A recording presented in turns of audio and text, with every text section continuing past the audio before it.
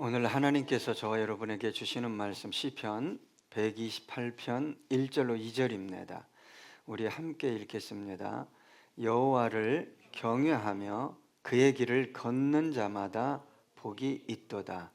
내가 내 손이 수고한 대로 먹을 것이라. 내가 복되고 형통하리로다. 아멘. 가는 곳마다 어렵다고 합니다. 살기 힘들다. 그런 시대일수록 자기 자리를 지키기가 상당히 어렵습니다. 가정에서 가장의 자리 지키기 어렵습니다. 직장에서도 자기 자리 지키기 어렵고 사회에서도 그렇습니다.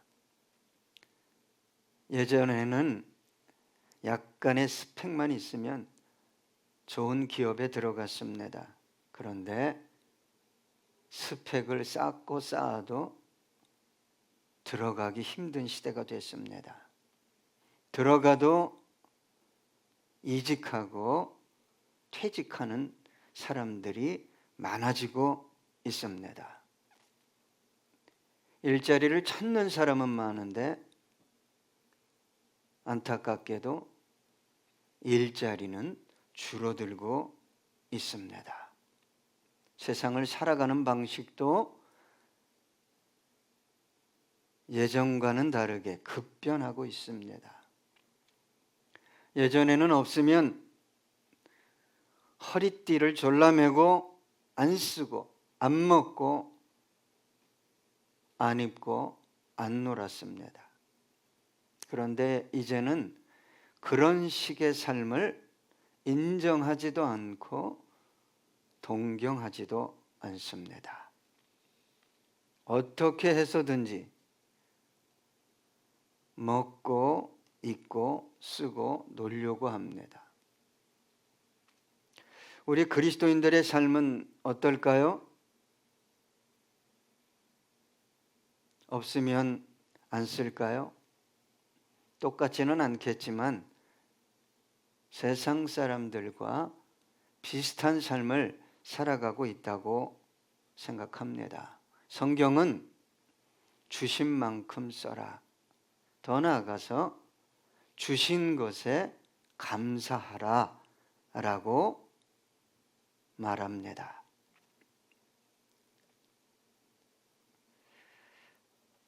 하나님께서 인색하신 분일까요? 능력이 없을까요? 그런데 왜 저와 여러분의 삶에는 풍성한 은혜가 임하지 않을까요? 여러분, 어디에서 그 해답을 찾으려고 열심히 노력하며 달려가고 있습니까? 여러분, 그리스도인은 그 해답을 성경에서 찾아야 돼요. 내가 노력하면, 내가 죽도록 수고하면 죄송합니다. 그러다 죽습니다. 여러분, 바로에게 7년 풍년, 7년 기근을 누가 주관했습니까? 하나님이죠. 만나와 메추라기를 40년 동안 광야에서 주셨어요. 오병이어의 기적도 그렇습니다. 성경을 살펴보십시오. 주시는 분도 하나님이요, 가져가시는 분도 하나님이다. 높이시는 분도 하나님이요, 낮추시는 분도 하나님이다. 강하게 하시는 분도 하나님이요, 약하게 하시는 분도 하나님이다. 그렇다면 하나님께서 당신의 백성들이 가난해지길 원할까요? 아니면 하나님이 도울 힘이 없을까요? 여러분, 온 세상, 온 우주에 가득한 하나님의 능력을 보세요. 지혜를 보세요. 영광을 보세요. 저를 따라 먹이시고 입히시는 하나님의 능력을 보세요. 수많은 철새들, 동식물들, 물고기들, 살기 힘들다 하는데 저와 여러분의 식탁을 보세요. 외식할 때 버려지는 음식이면 몇 나라는 살릴 수 있다고 그래요. 여러분, 하나님은 하실 수 있습니다. 그런데 왜 저와 여러분의 삶은 이렇게 힘겨울까요? 무엇이 잘못된 것일까요? 하나님은 그렇게 허덕이며 사는 저와 여러분에게 오늘 이렇게 말씀하십니다. 여호와를 경외하며 그 길을 걷는 자마다 복이 있도다. 그리스도인이 말씀을 쫓아가지 않을 때 제가 말하는 그리스도인은 진정으로 거듭난 그리스도인을 말씀드리는 거예요. 예수님이 나의 구세주입니다. 하나님은 나의 아버지십니다. 나는 잠시 이 땅에 살다가 곧 나의 본향인 천국으로 향하게 될 것입니다. 이게 믿어지는 사람이다 이 말이에요. 그런 사람들의 삶의 원리 방식이 말씀을 떠날 때 어떤 일이 벌어진다고 생각하십니까? 조금만 더 내가 이 일이 잘 되면, 이것만 붙들고 이것만 얻어내면, 그래서 되는 게 아닙니다. 자, 오늘 1절 말씀에서 우리가 세 가지를 주목해야 할 단어가 있습니다. 먼저 나오는 단어는 경외라는 단어입니다. 여러분, 우리 그리스도인들의 삶의 능력이 어디서 옵니까? 경외로부터 오는 거예요. 하나님을 경외하는 것이 지혜의 근본이기 때문입니다. 이 지혜는 근원적인 창조적인 지혜. 하나님은 하나님을 경외하는 영혼들의 삶을 책임지십니다. 창세기부터 계시록까지 수없이 반복해서 말씀하셨어요. 아니요, 하나님은 내가 너를 영화롭게 하겠다라고 약속하셨습니다. 왜요? 하나님을 경외하면 하나님의 능력과 지혜와 영광이 그의 삶을 호위하기 때문입니다. 여러분, 다니엘은 어렸을 때부터 약 13세부터 하나님을 경외했어요. 경외하는 것이 무엇인지를 아주 잘 알았어요. 그래서 그 어린 나이에 타국의 포로로 잡혀갔는데 나를 더럽히지 않겠다. 하나님 앞에서, 말씀 앞에서 나를 더럽히지 않겠다 결단했어요. 그게 경외입니다. 그 결과 어떻게 됐습니까? 느부갓네살 왕이 다니엘을 높였어요. 심지어 다니엘서 보니까 다니엘 앞에 느부갓네살 왕이 무릎 꿇고 경배까지 했어요. 왜요? 다니엘이 하나님을 경외하니까, 지극히 경외하니까 느부갓네살 왕이 꿈을 꿨는데 꿈을 잊어버렸어요. 그 꿈이 기가 막힌 꿈이었는데 다니엘이 하나님 앞에 기도합니다. 무슨 꿈입니까? 이 꿈 알려주지 않고 해석해주지 않으면 우리 다 죽습니다. 다니엘에게 알려줍니다. 기가 막힙니다. 그게 금신상 꿈이요 해석이지요. 깜짝 놀란 느부갓네살 왕이 다니엘에게 무릎을 꿇고 경배합니다. 네가 믿는 하나님이 참 신이시다. 다니엘서 6장 10절 보니까 다니엘이 이 조서에 왕의 도장이 찍힌 것을 알고도 자기 집에 돌아가서는 윗방에 올라가 예루살렘으로 향한 창문을 열고 전에 하던 대로 하루 3번씩 무릎을 꿇고 기도하며 그의 하나님께 감사하였더라. 경외를 잘못 알고 있으면 오해입니다, 여러분. 다른 신에게 느부갓네살 왕 외에 다른 신에게 묻거나 기도하면 사자굴에 던져지는 거예요. 그것을 알고도 창문을 열어놓고 어디를 향했습니까? 예루살렘을 향했어요. 하루에 3번씩 기도했어요. 상황에 따라 모든 것을 바꿔버리면서도 내가 하나님을 경외하고 있대요.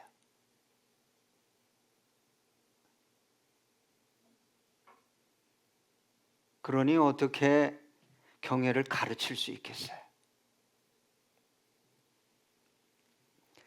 다니엘은요, 제국이 바뀌고 왕이 바뀌었는데도 불구하고 자신의 자리를 70년간 지켰어요. 누가 지키게 해주셨어요?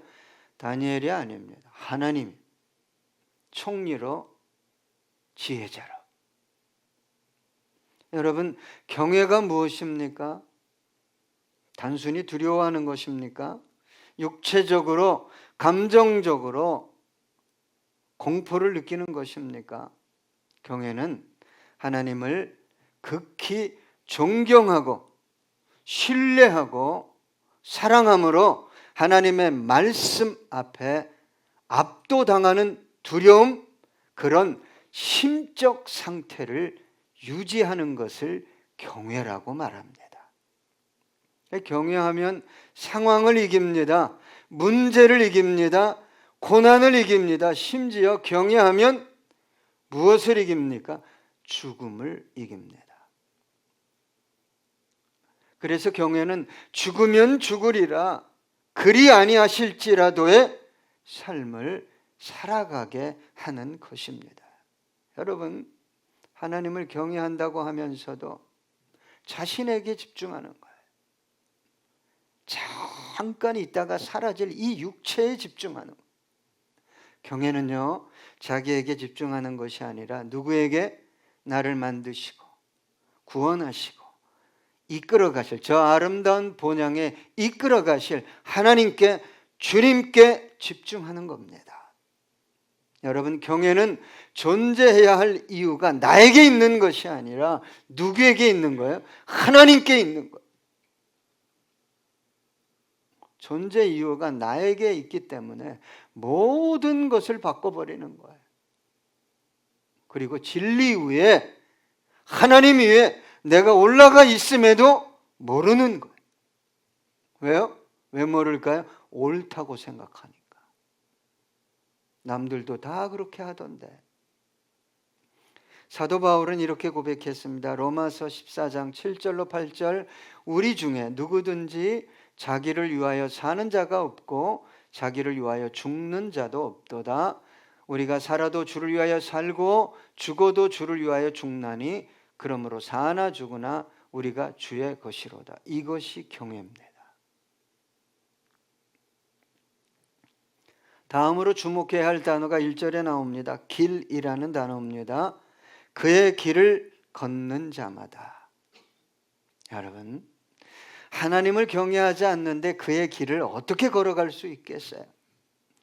못 걸어갑니다. 주님께서 원하시는 길은 여러분, 저와 여러분이 생각하는 길과 달라요. 하나님의 뜻도 다릅니다. 여러분, 우리의 뜻과 영광이 나타나는 길이 아니라 하나님의 뜻이 이루어지고 하나님의 영광이 나타나는 길이기 때문에 걸어가기 어려운 거예요. 내가 원하고 나에게 유익이 되는 길이 아니라 하나님께서 원하고 하나님 보시기에 유익이 되는 길을 걸어가게 하기 때문에 무엇 하지 않고는 그의 길을 걸어갈 수 없어요. 경외라는 게 뭔지를 모르면 못 걸어가요. 그래서 가끔 하나님을 사랑하는데 그렇게 되지 않는 분들이 이렇게 기도하고 이렇게 상담해요. 나를 좀 강압적으로. 그런 하나님 아닙니다. 여러분의 자유의지를 뺏어가는 분이 절대 아니에요.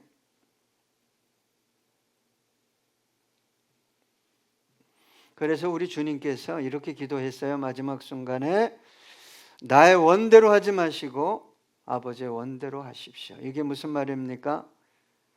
내 길 가게 하지 마시고 아버지께서 원하시는 길 가게 해 주십시오. 이렇게 기도한 거예요. 시편 119편 105절입니다. 주의 말씀은 내 발의 등이요 내 길에 빛입니다. 할렐루야. 여러분, 그리스도인이 육이 이끄는 대로, 자아가 이끄는 대로 자기 길을 고집하고 가면 어두움이 다가옵니다. 절망이 다가와요. 자, 이제 경외하고 주의 길을 걸어가는 자에게 약속하는 단어가 1절에 나옵니다. 그 단어는 복이라는 단어입니다. 여러분, 하나님을 경외하죠? 하나님이 기뻐하시는 길 걸어가죠? 그에게 왜 복을 안 주겠어요? 여러분, 우리가 자녀를 양육할 때 말도 잘 듣고 부모가 원하는 거 정말 열심히 하면 그 아이가 어느 날 필요를 구할 때 안 주겠어요? 예? 어느 부모가 안 주겠어요?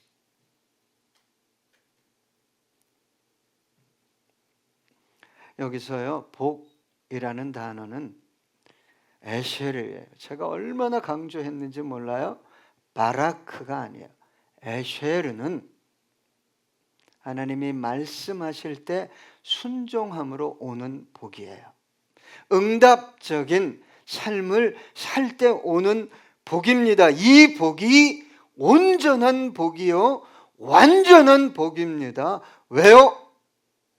영혼과 육체와 삶의 터전에 생명과 생기가 넘치는 복이기 때문이에요. 여러분, 많이 가졌는데 왜 그렇게 불행할까? 왜 그렇게 싸울까? 인생의 과정과 결말이 불행하다 정도가 아니라 처참한 사람들이 있습니다. 왜 그럴까요? 생명이 없는 거예요. 그 사람의 일생이 어디에 투자, 소유, 갖는 거예요.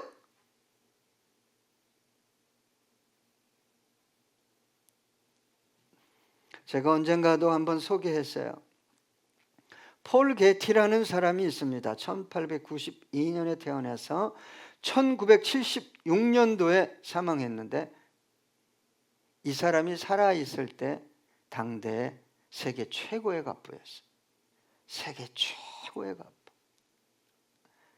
돈을, 자기가 가진 돈을 셀 수 있다면, 얼마인지 안다면 그 사람은 진정한 부자가 아니다 라고 말했어요.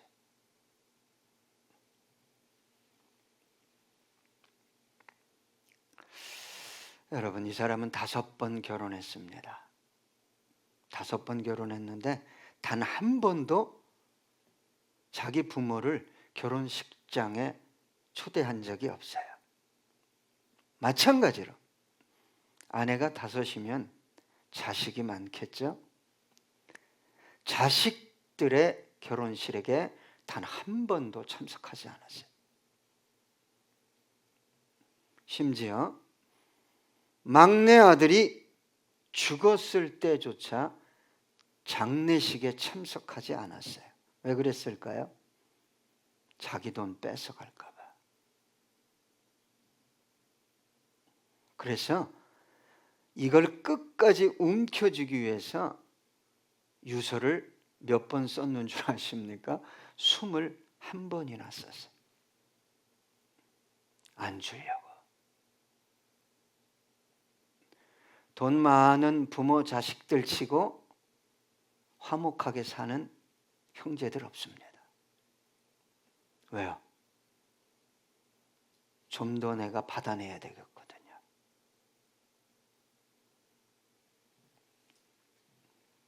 시편 16편 11절입니다. 주께서 생명의 길을 내게 보이시리니 주의 앞에는 충만한 기쁨이 있고 주의 오른쪽에는 영원한 즐거움이 있나이다. 여러분, 생명의 길을 걸어가야 돼요. 생명의 길, 소유의 길, 이 육체의 길, 그게 아닙니다, 여러분.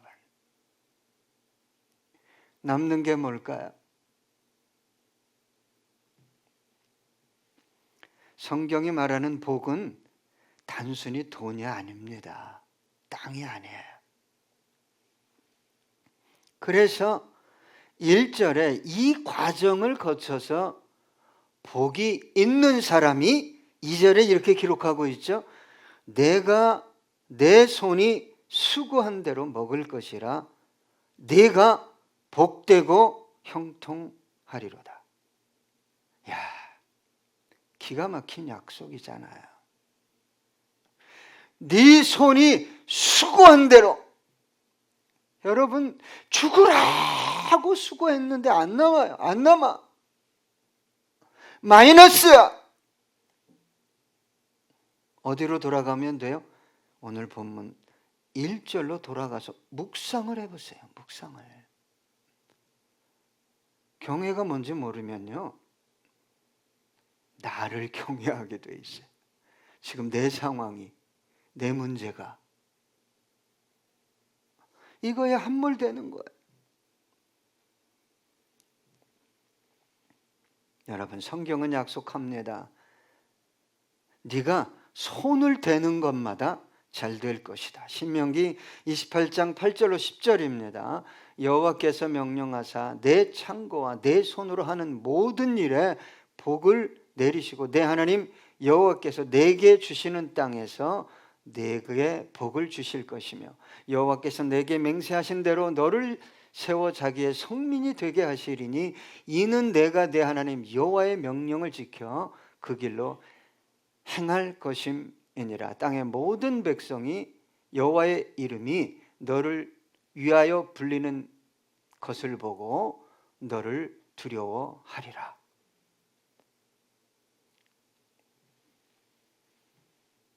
여러분, 그리스도인이 복이 있는 삶을 살아야 되잖아요. 좀 더 형통해야 되잖아요. 복과 형통이란 단어를 굳이 나눌 필요는 없겠지만 이 복은 하나님과의 관계를 먼저 얘기하는 거예요. 그리고 형통은 뭐예요? 그 결과물들이 구체적으로 나타나는. 여러분, 요셉이 형통한 사람이었어요. 왜 형통한 사람이었을까요? 하나님과의 관계가 바로 설정되어진 복 있는 사람이었기 때문에 그래요. 창세기 39장 2절로 3절입니다. 여호와께서 요셉과 함께 하심으로 그가 형통한 자가 되어 그의 주인 애굽 사람의 집에 있으니 그의 주인이 여호와께서 그와 함께 하심을 보며 또 여호와께서 그의 범사에 형통하게 하심을 보았더라. 같은 장 23절입니다. 간수장은 그의 손에 맡긴 것을 무엇이든지 살펴보지 아니하였으니 이는 여호와께서 요셉과 함께 하심이라. 여호와께서 그를 범사에 형통하게 하셨더라. 여러분, 복 있는 사람은 고난 속에서도 뭐예요? 길이 열리고 형통합니다. 고난이 없는 게 아니에요. 고난을 통해서 여러분, 인생에 거친 파도가 오면 어떻게 해야 돼요? 서핑하는 사람처럼 와, 오늘 좋은 파도 오네 하고 타야 되는데 파도가 오면 어떻게 돼요? 경외가 뭔지 그 길을 걷지도 않기 때문에 나오는 게 미치겠네, 죽겠네, 이젠 끝이야. 파도를 타야죠.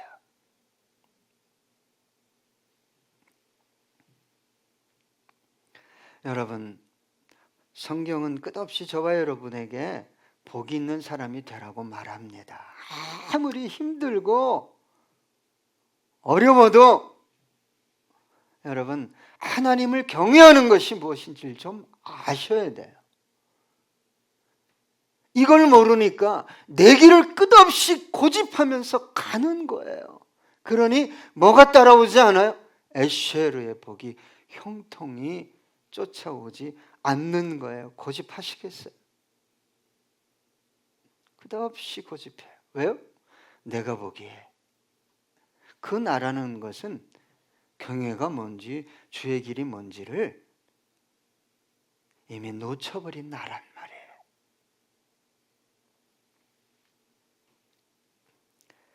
여러분, 다윗이 하나님 앞에서 그렇게 간절히 호소한 게 뭐예요? 사울 왕이 끝까지 죽이겠다고 13년 이상을 쫓아왔으니 언제입니까?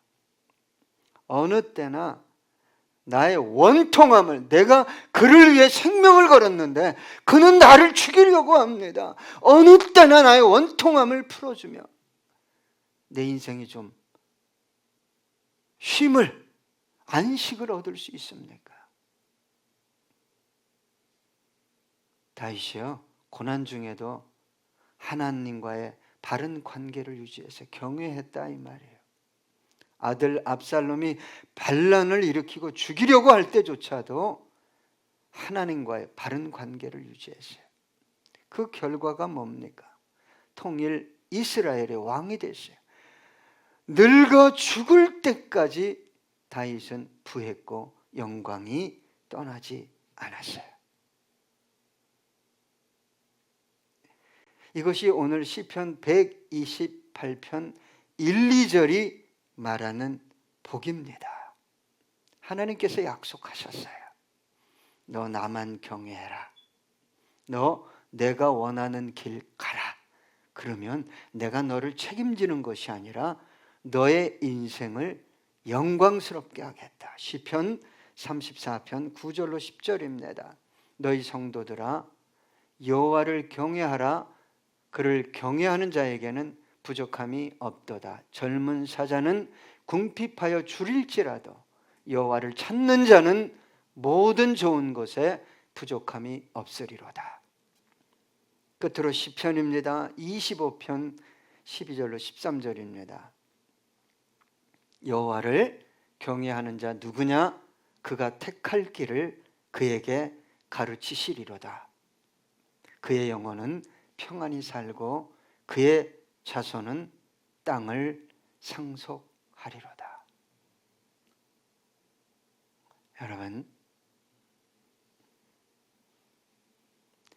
여러분 지금 상당히 힘든 거 알아요. 하나님 말씀 쫓아가세요. 경외하세요 하면 더 힘들어해요. 그 결과를 불을 보듯 뻔하게 제가 깨닫고 알고 있기 때문에 돌이키라는 거예요. 왜 못 돌이킬까요? 내가 보기에.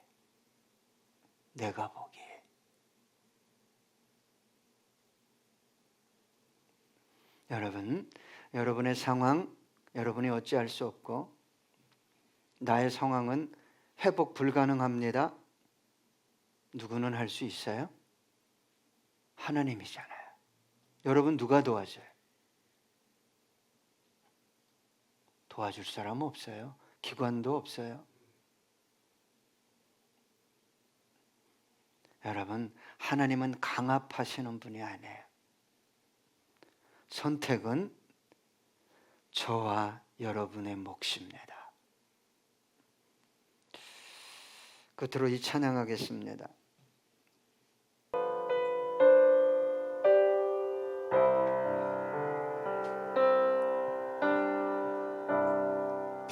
비바람이 앞길을 막아도 나는 가리 주의 길을 가리 눈보라가 앞길을 가려도 나는 가리 주의 길을 가리 이 길은 영광의 길, 이 길은 승리의 길, 나를 구원하신 주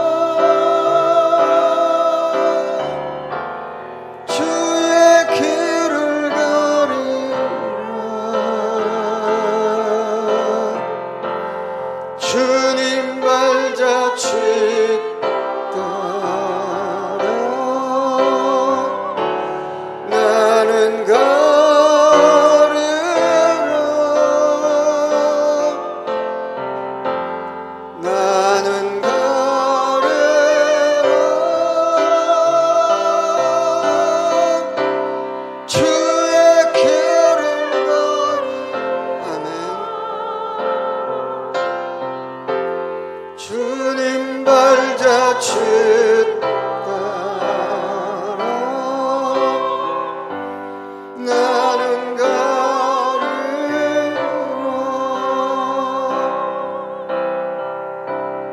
험한 파도 앞길을 막아도 나는 가리 주의 길을 가리.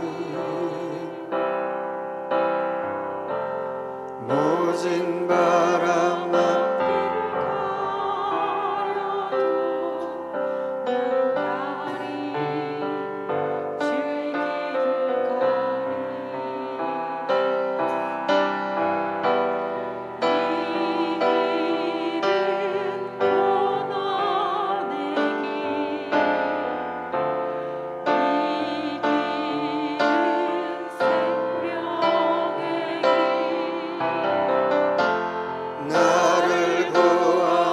주의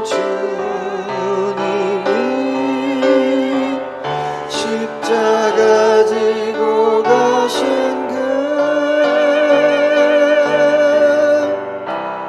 나는 가리라.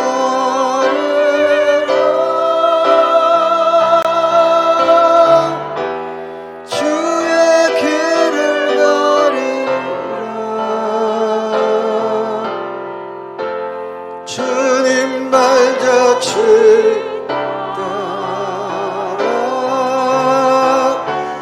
나는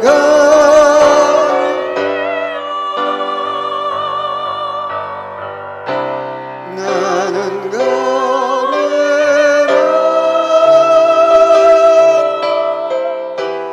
주의 길을 가리라. 주님 발자취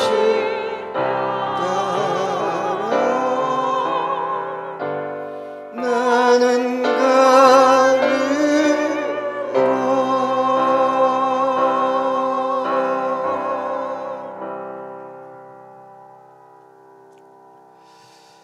여러분, 이 시간에 기도하기 원하는데 하나님 말씀 쫓아가세요.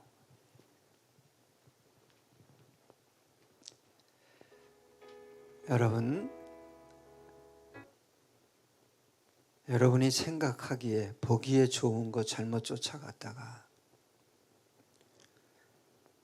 여러분 선악과를 따먹습니다. 끝까지 주님 만날 때까지 말씀 쫓아가세요. 기도하겠습니다. 여호와를 경외하며 그의 길을 걷는 자마다 복이 있도다. 내가 내 손이 수고한 대로 먹을 것이라 내가 복되고 형통하리로다. 주님, 이 말씀을 믿습니다. 이 말씀대로 이루어지는 우리 성도님들의 삶 되게 해 주시옵소서.